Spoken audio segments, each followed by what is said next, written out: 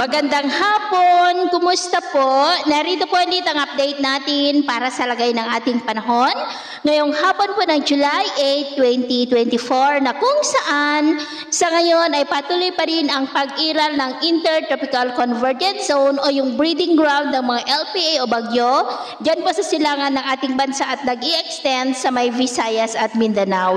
Sa susunod po ng mga araw ay asahan natin ang mas mataas na tsansa ng pamumuo ng mga low pressure areas, lalo na sa silangan ng ating bansa at gaya ng inyong napapansin, ay may nagsisimula na po na sirkulasyon sa silangan ng Visayas at anumang sandali posibleng maging LPA yan, pero hindi naman inaasahan na maging bagyo, ngunit asahan natin na magdudulot ngayong hapon hanggang mamayang gabi ng mas maulan na panahon sa Southern Luzon at Kabisayaan. At sa ating long range forecast, ay wala pa ring bagyo na nakikita naman na tatawid dito sa ating bansa for the next 3 to 5 days. Ang habagat ay asahan natin ang paglakas ng bugso nito sa kanluran ng ating bansa this coming weekend na magdudulot ng mas malalakas na mga pag-uulan na posibleng magdulot ng mga pagbaha at pagguho ng lupa sa susunod na mga araw.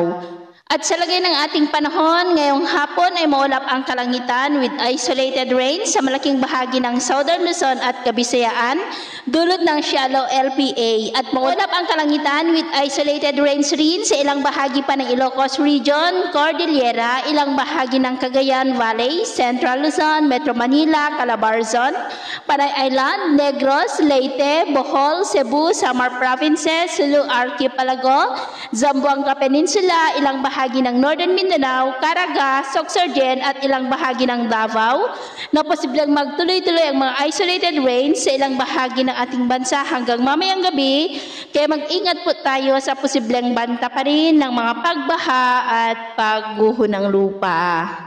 At sa atin naman pong mga baybayin, wala naman po tayong nakataas na namang gale warning signals, pero ba yung pag-iingat lamang po kung papalaot tayo para mas makaiwas sa mga sakunang pangkaragatan.